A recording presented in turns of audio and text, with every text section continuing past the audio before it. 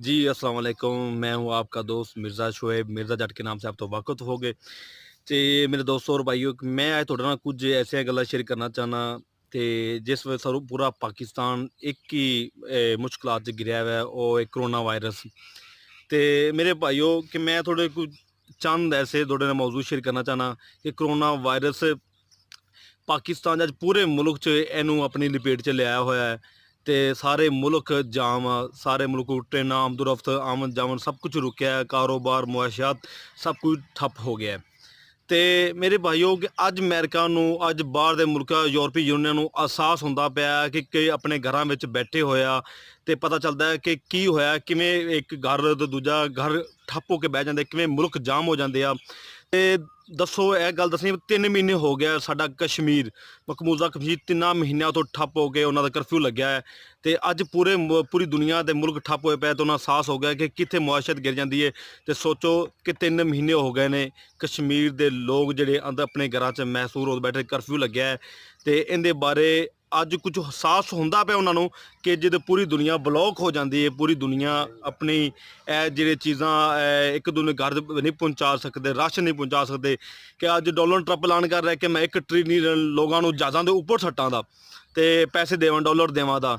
ਕਿ ਕਸ਼ਮੀਰ ਅਵਾਮ ਦਾ ਅੱਜ ਅੱਲਾਹ ਤਾਲਾ ਇੱਦਾਂ ਹੀ ਸੁਣਦਾ ਹੁੰਦਾ ਹੈ ਜਿਵੇਂ ਅੱਲਾਹ ਦਾ ਜਿਹੜਾ ਇਨਸਾਨ ਪੁਕਾਰਦਾ। ਅੱਜ ਉਹਨਾਂ ਨੂੰ ਅਹਿਸਾਸ ਹੋਵੇਗਾ ਇਨਸ਼ਾਅੱਲਾ ਕਿ ਕਸ਼ਮੀਰ ਦੇ 3 ਮਹੀਨੇ ਦੇ ਅੰਦਰ ਬੱਚਾ ਅੰਦਰ ਬੈਠੇ ਆ, ਕੋਈ ਨਾ ਸਕੂਲ ਨਾ ਹੌਸਪੀਟਲ। ਅਗਲੇ ਦਿਨ ਇੱਕ ਪਿਛਲੇ ਮਹੀਨੇ ਇੱਕ ਨਿਊਜ਼ ਚੱਲੀ ਸੀ, ਇੱਕ ਲੜਕੇ ਨੂੰ, ਉਹਨਾਂ ਦੇ ਕਸ਼ਮੀਰੀ ਲੜਕੇ ਨੇ ਇੱਕ ਸੱਪ ਲੜਿਆ ਤੇ ਉਹਦਾ ਤੁਸੀਂ ਦੇਖਿਆ ਹੋਵੇਗਾ ਕਿ ਉਹਨੂੰ ਹੌਸਪੀਟਲ ਜਾਣ ਵਾਸਤੇ ਉਹਦੇ ਕੋਲ ਕੋਈ ਪੈਸਾ ਮਤਲਬ ਕੋਈ ਆਮਦੋ-ਰਫ਼ਤ ਨਹੀਂ ਹੈਗੀ ਸੀ ਕਿ ਬਾਹਰ ਜਾਂਦਾ ਸੀ ਤੇ ਬਾਹਰ ਕਰਫਿਊ ਲੱਗਿਆ ਸੀ, ਜਿਸ ਵਜ੍ਹਾ ਤੋਂ ਉਹਨੂੰ ਮਤਲਬ ਉਹਦੀ ਮੌਤ ਹੋ ਗਈ ਤੇ ਉਹ ਮਤਲਬ ਸ਼ਹੀਦ ਹੋ ਗਿਆ।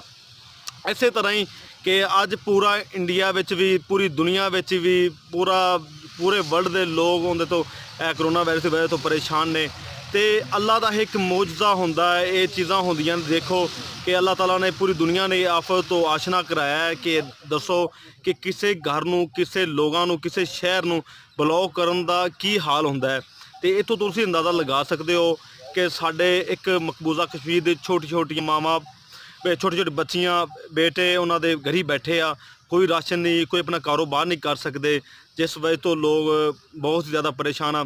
ਤੇ ਅੱਲਾ ਵੱਲੋਂ ਇਹ ਚੀਜ਼ਾਂ ਆਫਤ ਹੁੰਦੀਆਂ ਨੇ, ਇਹ ਪਹਿਲਾਂ ਵੀ ਉਮਤਾਂ 'ਤੇ ਇਸ ਤਰ੍ਹਾਂ ਦਾ ਇਲਜ਼ਾਮ ਤਾਂ ਹੁੰਦੇ ਨੇ, ਲੇਕਿਨ ਸਾਨੂੰ ਚਾਹੀਦਾ ਕਿ ਮੁਸਲਮਾਨਾਂ ਨੂੰ ਇਸ ਚੀਜ਼ ਤੋਂ ਨਸੀਹਤ ਲੈਣੀ ਚਾਹੀਦੀ ਹੈ। ਦੇਖੋ ਜੀ, ਕਦੇ ਜ਼ਿੰਦਗੀ ਵਿੱਚ ਤਵਾਫੇ ਕਾਬਾ ਕਦੇ ਨਹੀਂ ਰੁਕਿਆ ਤੇ ਅੱਜ ਪਹਿਲੀ ਦਫਾ ਵਾਲੀ ਕਰੋਨਾ ਵਾਇਰਸ ਦੀ ਵਜ੍ਹਾ ਤੋਂ ਤਵਾਫੇ ਕਾਬਾ ਰੋਕ ਦਿੱਤਾ ਗਿਆ। ਲੇਕਿਨ ਦੇਖੋ ਅੱਲਾ ਦਾ ਮੁਜਜ਼ਾ, ਦੇਖੋ ਤੇ ਪਰਿੰਦਿਆਂ ਨੇ ਤਵਾਫ ਕਰਨਾ ਸ਼ੁਰੂ ਕਰ ਦਿੱਤਾ ਤੇ ਲੇਕਿਨ ਸਾਡੇ ਦਿਮਾਗ ਵਿੱਚ, ਸਾਡੀ ਅਕਲ ਵਿੱਚ ਇਹ ਗੱਲ ਸਾਡੇ ਪੱਲੇ ਨਹੀਂ ਪੈਂਦੀ ਕਿ ਅਸੀਂ ਫਿਰ ਵੀ ਨਹੀਂ ਸਮਝਦੇ ਕਿ ਅਸੀਂ। ਦੂਜਾ ਗੱਲ ਹੈ ਕਿ ਹੁਣ ਅਸੀਂ ਕਿ ਇੱਕੋ ਚੀਜ਼ ਦੇ ਰਿੰਦ ਲਈ ਬੈਠੇ ਹਾਂ ਕਿ ਯਾਰ ਕਰੋਨਾ ਵਾਇਰਸ ਦੀ ਵੈਕਸੀਨ ਈਜਾਦ ਹੋਵੇ, ਲੇਕਿਨ ਇਹ ਨਹੀਂ ਸੋਚਣਾ ਕਿ ਵੈਕਸੀਨ ਦੇ ਬਜਾਏ ਸਾਡੇ ਕੋਲ ਅੱਲਾਹ ਤਾਲਾ ਨੇ ਕੁਰਾਨ ਮਜੀਦ ਸਭ ਤੋਂ ਵੱਡਾ ਮੌਜਜ਼ਾ ਹੈ, ਉਹਨੂੰ ਤੁਸੀਂ ਪੜ੍ਹੋ, ਦੇਰ ਰਾਤ, ਸੁਬਾਹ ਪੜ੍ਹੋ, ਸ਼ਾਮ ਪੜ੍ਹੋ, ਸ਼ਿਫਾਏ, ਨਮਾਜ਼ ਪੜ੍ਹੋ, ਸ਼ਿਫਾਏ, ਵਜ਼ੂ ਕਰੋ, ਸ਼ਿਫਾਏ, ਮਸਵਾਕ ਕਰੋ, ਸ਼ਿਫਾਏ। ਅਸੀਂ ਇਹ ਚੀਜ਼ਾਂ ਤਾਂ ਅਪਣਾਉਣੀਆਂ ਨਹੀਂ, ਫਿਰ ਕਹਿੰਦੇ ਹਾਂ ਕਿ ਸਾਡੇ ਇਹ ਬਿਮਾਰੀਆਂ ਆਈਆਂ ਨੇ, ਸਾਡੇ ਹੈਪੇਟਾਈਟਸ ਆ ਗਈ, ਮਲੇਰੀਆ ਹੋ ਗਿਆ, ਡੈਂਗੀ ਆ ਗਿਆ। ਤੇ ਇਹ ਵਜ੍ਹਾ ਹੈ ਕਿ ਮੇਰੇ ਭਾਈ ਜਦੋਂ ਅਸੀਂ ਆਪਣੇ ਮੁਸਲਮਾਨਾਂ ਦਾ ਆਪਣਾ ਤੌਰ ਤਰੀਕਾ ਛੱਡ ਦੇਵਾਂਗੇ ਤੇ ਇਹੋ ਜਿਹੀਆਂ ਮੁਸ਼ਕਲਾਤਾਂ, ਇਹੋ ਜਿਹੀਆਂ ਵਬਾਵਾਂ ਸਾਡੇ ਘਰਾਂ ਵਿੱਚ ਆ ਜਾਂਦੀਆਂ ਨੇ ਤੇ ਜਿੰਨਾ ਕੋਈ ਇਲਾਜ ਨਹੀਂ ਹੁੰਦਾ। ਤੇ ਜਿੰਦਾ ਕੋਈ ਹਜਾਜ ਬਿਨ ਯੂਸਫ, ਇਸ ਤਰ੍ਹਾਂ ਹੀ ਇੱਕ ਬਾਦਸ਼ਾਹ ਗੁਜ਼ਰਿਆ, ਹਜਾਜ ਬਿਨ ਯੂਸਫ, ਉਹਦਾ ਜਦੋਂ ਕਾਫੀ ਹਕੀਮ ਤਬੀਬ ਲਿਆਂਦੇ ਗਏ ਤਾਂ ਉਹਦਾ ਕੋਈ ਇਲਾਜ ਨਹੀਂ ਹੋ ਸਕਿਆ। ਜੀ ਭਾਈ, ਮੈਂ ਇਹ ਗੱਲ ਕਰਨਾ ਚਾਹੁੰਦਾ ਸਾਂ ਕਿ ਇਹ ਇੱਕ ਵਕਤ ਐਸਾ ਸੀ ਕਿ ਹਜਾਜ ਬਿਨ ਯੂਸਫ ਇਸ ਦੁਨੀਆ ਦੇ ਇੱਕ ਬਾਦਸ਼ਾਹ ਗੁਜ਼ਰਿਆ ਤਾਂ ਉਹਨੇ ਇੱਕ ਸਹਾਬੀ ਨੂੰ ਕਿ ਬਿਨਾਂ ਵਜ੍ਹਾ, ਬਿਨਾਂ ਜਵਾਜ਼ ਤੋਂ ਉਹਨੇ ਉਹਨੂੰ ਕਤਲ ਕਰਤਾ। ਤਾਂ ਉਹਨੇ ਇਹ ਆਖਰੀ ਵਾਰੀ ਬਦਦੁਆ ਦਿੱਤੀ, ਕਿਹਾ ਸੀ ਕਿ ਅੱਜ ਤੋਂ ਬਾਅਦ ਮੇਰੇ ਸਰ ਕਲਮ ਹੋਣ ਤੋਂ ਬਾਅਦ ਤੇਰੇ ਹੱਥੋਂ ਕੋਈ ਦੂਸਰਾ ਮੁਸਲਮਾਨ ਸਰ ਕਲਮ ਨਹੀਂ ਹੋਵੇਗਾ।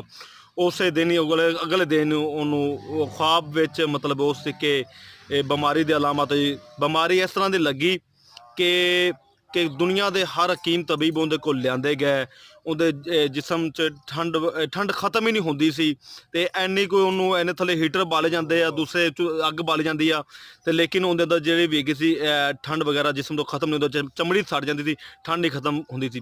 ਤੇ ਇੱਕ ਬਹੁਤ ਹੀ ਵੱਡੇ ਉਹਨਾਂ ਜਿਹੜੇ ਉਹ ਦੌਰ 'ਚ ਹਕੀਮ ਤਬੀਬ ਆਏ, ਉਹਨਾਂ ਚੈੱਕ ਕੀਤਾ ਕਿ ਅੰਦਰ ਇਹਦੇ ਕੀ ਆ, ਬਾਹਰ ਸਭ ਕੁਝ ਨਜ਼ਰ ਆਉਂਦਾ ਪਿਆ ਤੇ ਅੰਦਰ ਇਹਦੇ ਚੈੱਕ ਕਰਾਂ, ਉਹਨੇ ਇੱਕ ਗੋਸ਼ਤ ਦਾ ਲੁਥੜਾ ਉਹਦੇ ਧਾਗਾ ਪਾ ਕੇ ਅੰਦਰ ਲਗਾਇਆ। ਪਹਿਲੇ ਇਸ ਤਰ੍ਹਾਂ ਦੇ ਜੋ ਅੱਜ ਕੱਲ੍ਹ ਜਦੀਦ ਟੈਕਨੋਲੋਜੀ ਆਈਆਂ ਉਸ ਤਰ੍ਹਾਂ ਨਹੀਂ ਹੈਗੀਆਂ ਸਨ। ਉਹਨਾਂ ਧਾਗਾ ਪਾ ਕੇ ਅੰਦਰ ਇੱਕ ਬੋਟੀ ਦਾ ਟੁਕੜਾ ਲਗਾਇਆ ਤੇ ਜਦੋਂ ਬੋਟੀ ਛਿੱਕੀ ਨਾ, ਜਦੋਂ ਵਾਪਸ ਇਸ ਤਰ੍ਹਾਂ ਦੇ ਅਜੀਬੋ ਗਰੀਬ ਕੀੜੇ ਉਹਦੇ ਅੰਦਰ ਮਸਲਤ ਹੋਏ ਪਏ ਸਨ, ਜੋ ਬੋਟੀ ਨਾਲ ਜਕੜੇ ਸਨ। ਜਦੋਂ ਕੱਢੀ ਤੇ ਇੰਨਾ ਮੁਸ਼ਕ ਕਿ ਜੋ ਉਹਦੇ ਮਹਿਲ ਦੇ ਸਾਰੇ ਮੁਲਾਜ਼ਮ ਨੱਸ ਗਏ ਕਿ ਐਡਾ ਗੰਦਾ ਮੁਸ਼ਕ ਤੇ ਇੰਨੀ ਵਬਾ। ਤੇ ਜਦੋਂ ਉਸ ਨਾਉਜ਼ ਬਿੱਲਾ ਜਦੋਂ ਉਹ ਹਕੀਮ ਤਬੀਬ ਨੇ ਜਾਜ ਬਿਨ ਯੂਸਫ ਨੂੰ ਕਿਹਾ ਨਾ ਕਿ ਇਹ ਜਿਹੜੀ ਬਿਮਾਰੀ ਤੈਨੂੰ ਜ਼ਮੀਨੀ ਨਹੀਂ ਹੈਗੀ, ਇਹ ਅਸਮਾਨੀ ਬਿਮਾਰੀ ਹੈ ਤੇ ਲਿਹਾਜ਼ਾ ਅਸਮਾਨੀ ਬਿਮਾਰੀ ਦਾ ਕੋਈ ਇਲਾਜ ਨਹੀਂ ਹੁੰਦਾ ਦੁਨੀਆ ਤੇ। ਇਸੇ ਤਰ੍ਹਾਂ ਕਿ ਦੁਨੀਆ ਦੇ ਦੇਖੋ ਕਿ ਕਹਿੰਦੇ ਆ ਕਿ ਸਾਇੰਸਦਾਨ ਬਹੁਤ ਤਰੱਕੀ ਕਰ ਗਿਆ, ਦੁਨੀਆ ਐਨ ਬਣਾ ਲਈ ਹੈ, ਬਸ ਇਨਸਾਨ ਐਂ ਕਰ ਗਿਆ ਲੇਕਿਨ ਅੱਜ ਦੀ ਤਰੱਕੀ, ਸਾਇੰਸਦਾਨਾਂ ਦੀ ਤਰੱਕੀ ਕਿੱਥੇ ਗਈ ਜਲੀ ਦੱਸੋ ਮੈਨੂੰ। ਇੱਕ ਛੋਟਾ ਜਿਹਾ ਕਰੋਨਾ ਵਾਇਰਸ ਇਹਨਾਂ ਤੋਂ ਖਤਮ ਨਹੀਂ ਹੋ ਰਿਹਾ। ਕੀ ਵਜ੍ਹਾ ਹੈ? ਜਿੰਦਾ ਕੋਈ ਇਲਾਜ ਨਹੀਂ ਹੁੰਦਾ, ਉਹ ਦੁਨੀਆ ਤੋਂ ਉਹਨੂੰ ਆਫਤ ਕਿਹਾ ਜਾਂਦਾ। ਅੱਲਾ ਵੱਲੋਂ ਅਸਮਾਨੀ ਉਹਦਾ ਬਿਮਾਰੀ ਹੁੰਦੀ ਹੈ, ਉਹਦਾ ਕੋਈ ਇਲਾਜ ਨਹੀਂ ਹੁੰਦਾ ਤੇ ਉਹਦਾ ਸਿਰਫ ਇੱਕੋ ਹੀ ਹੁੰਦਾ ਹੈ ਕਿ ਅੱਲਾ ਅੱਗੇ ਜਿੰਨਾ ਹੋ ਸਕੇ ਨਫਲੀ ਇਬਾਦਤ ਕੀਤੀ ਜਾਵੇ, ਦੁਆਵਾਂ ਮੰਗੀਆਂ ਜਾਵਣ, ਕੁਰਾਨ ਪਾਕ ਆਪਣੇ ਅੱਗੇ ਮੁਕੰਮਲ ਤੌਰ ਸ਼ਫਾ ਹੈ, ਉਹਦੇ ਸੁਰਤਾਂ ਪੜੀਆਂ ਜਾਵਣ ਤੇ ਇਨਸ਼ਾਅੱਲਾ ਉਹਦੇ ਤੁਸੀਂ ਕੋਈ ਚੀਜ਼ਾਂ ਐਸੇ ਜਿਹੜੇ ਆਪਾਂ ਕਦੇ ਅਪਣਾਉਂਦੇ ਨਹੀਂ ਆ, ਆਪਾਂ ਸੋਚਦੇ ਨਹੀਂ ਹੈ ਲੇਕਿਨ ਉਹਨੂੰ ਮਜ਼ਾਕ ਦੇ ਤੌਰ ਤੇ ਰੱਦ ਕਰਤੇ ਜਾਣ। ਇੱਕ ਪਾਸੇ ਆਪਾਂ ਸੋਚਦੇ ਹਾਂ ਕਿ ਜ਼ੇਨਾ ਕਿ ਇੱਕ ਪਾਸੇ ਆਪਣੇ ਕੋਈ ਵੈਕਸੀਨ ਪਈ, ਇੱਕ ਪਾਸੇ ਕੁਰਾਨ ਜੀ ਪਿਆ, ਆਪਾਂ ਕਹਿੰਦੇ ਹਾਂ ਕਿ ਇਹਨਾਂ ਵਿੱਚ ਇਹ ਕੁਰਾਨ ਜੀ ਸ਼ਫਾ ਹੈ, ਦੂਜੇ ਦਾ ਕੋਈ ਪਤਾ ਨਹੀਂ, ਅਗਰ ਲਗਾ ਲਓ ਤਾਂ ਠੀਕ ਬਚ ਜਾਓਗੇ ਤੇ ਆਪਾਂ ਫੌਰਨ ਦਿਮਾਗ ਜਾਵੇਦਾ ਕਿ ਆਪਾਂ ਇਹ ਵੈਕਸੀਨ ਲਵਾ ਲਈਏ ਯਾਰ ਸ਼ਾਇਦ ਕੰਮ ਦੇ ਜਾਵੇ, ਕਿਉਂਕਿ ਸਾਡਾ ਕੁਰਾਨ ਮਜੀਦ ਤੇ ਇਸ ਟਾਈਮ ਯਕੀਨ ਨਹੀਂ ਉੱਠਿਆ। ਅਗਰ ਯਕੀਨ ਹੁੰਦਾ ਤੇ ਅੱਜ ਦਾ ਮਸਜਿਦ 'ਚ ਸਾਡੇ ਕੁਰਾਨ ਮਜੀਦ ਲਮਾਰੀਆਂ 'ਚ ਬੰਦ ਪਏ, ਗਲਾਫਾਂ 'ਚ ਬੰਦ ਪਏ ਨੇ, ਕੋਈ ਖੋਲ੍ਹਣ ਜੋਗਾ ਨਹੀਂ। ਘਰ ਦੇ ਮਕਾਨ, ਘਰ ਦੇ ਛਰਪੱਤੀਆਂ ਉੱਤੇ ਕਹਿੰਦੇ ਆ ਕਿ ਉੱਥੇ ਕੁਰਾਨ ਮਜੀਦ ਗਲਾਫ ਲਪੇਟ ਰੱਖਿਆ ਹੋਇਆ ਕਿ ਲੇਕਿਨ ਕੋਈ ਪੜ੍ਹਨ, ਲੇਕਿਨ ਮੋਬਾਈਲਾਂ ਵਾਸਤੇ ਸਾਡਾ 10-10 ਘੰਟੇ, ਪਬਜੀ ਵਾਸਤੇ 14-14 ਘੰਟੇ ਸਾਡੇ ਕੋਲ ਟਾਈਮ ਹੁੰਦਾ ਹੈ, ਲੇਕਿਨ ਕੁਰਾਨ ਮਜੀਦ ਵਾਸਤੇ ਸਾਡੇ ਕੋਲ ਕੋਈ ਟਾਈਮ ਨਹੀਂ ਹੁੰਦਾ। ਫਿਰ ਕਹਿੰਦੇ ਅਸੀਂ ਬਿਮਾਰੀਆਂ ਦੇ ਮੁਸ਼ਕਲਾਂ 'ਚ ਘਿਰੇ ਹੋਏ ਹਾਂ। ਤੇ ਮੇਰੇ ਭਾਈਓ ਕਿ ਇਨਸਾਨ ਦੇ ਸਭ ਆਪਣੀਆਂ ਗਲਤੀਆਂ ਨੇ ਤੇ ਜਦੋਂ ਆਪਣੀਆਂ ਗਲਤੀਆਂ ਨੂੰ ਅਗਰ ਕੁਦਰਤ ਨੂੰ ਚੈਲੰਜ ਕਰਦਾ ਹੈ ਤੇ ਇਹੋ ਜਿਹੇ ਅੰਜਾਮ ਆਉਂਦੇ ਆ ਜੋ ਅੱਜ ਦੇਖਣੇ ਪੈਂਦੇ ਆ। ਤੇ ਮੇਰੇ ਭਾਈਓ ਅੱਜ ਤੁਸੀਂ ਇਰਾਦਾ ਕਰਨਾ ਇਨਸ਼ਾਅੱਲਾ ਕਿ ਕਦੇ ਵੀ ਇਹ ਗੈਰ ਮਜ਼ਹਬੀ ਤਲੀਮਾਤ ਸਾਇੰਸ 'ਤੇ ਯਕੀਨ ਨਹੀਂ ਕਰਨਾ, ਅੱਲਾ ਵਹਦਾਨੀਅਤ 'ਤੇ ਯਕੀਨ ਕਰਨਾ, ਜੋ ਉਹਨੇ ਕਿਹਾ ਉਹੀ ਹੁੰਦਾ ਹੈ। ਕੁਦਰਤ ਨੂੰ ਚੈਲੰਜ ਕਰੋ ਤੇ ਦੇਖੋ ਤੇ ਇਹੋ ਜਿਹੇ ਰਿਜ਼ਲਟ ਹੀ ਆਉਂਦੇ ਭਾਈਓ। ਕਿ ਮੇਰੀਆਂ ਗੱਲਾਂ ਕੁਝ ਤੁਹਾਨੂੰ ਅੱਛੀਆਂ ਲੱਗਣ ਤੇ ਭਾਈ ਮੇਰਾ ਚੈਨਲ YouTube ਚੈਨਲ ਦੇਸੀ ਆਇਰਨ ਮੈਨ ਜ਼ਰੂਰ ਸਬਸਕ੍ਰਾइब करना और मेरी वीडियो आगा ज़रूर पहुँचाना। अगर किसी भाई को वीडियो अच्छी लगे तो मजीद भाई वो शेयर करना कि मेरा एक छोटा सा मैसेज, मैं एक छोटे जे गाँव मंडी अहमदाबाद एक छोटा जा बंदा, मैं कुछ नहीं है, मेरा कुछ नहीं है, सब कुछ अल्लाह है, उनकी ज़ात ही आ। तो मेरे भाई ज़रूर अपनाना ਤੇ ਨਮਾਜ਼ 5 ਵਕਤ ਦੀ ਮਸਵਾਕ ਕਰਨਾ, ਵਜ਼ੂ ਕਰਨਾ, ਇਹੋ ਸ਼ਫਾ ਹੈ, ਹੋਰ ਕੋਈ ਸ਼ਫਾ ਨਹੀਂ ਹੈ।